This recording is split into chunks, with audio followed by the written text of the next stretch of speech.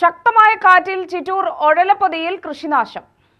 ചൊവ്വാഴ്ച രാത്രിയുണ്ടായ ശക്തമായ കാറ്റിൽ ഒഴലപ്പതിയിലെ കുപ്പുസ്വാമി കൗണ്ടറുടെ തോട്ടത്തിലാണ് നാശനഷ്ടമുണ്ടായത്. 20ഓളം തെങ്ങുകളും 40ഓളം വാഴകളും നശിച്ചു.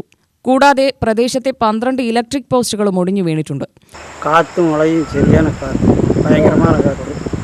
20 തെങ്ങ് പോയി, വാഴയും പോയി.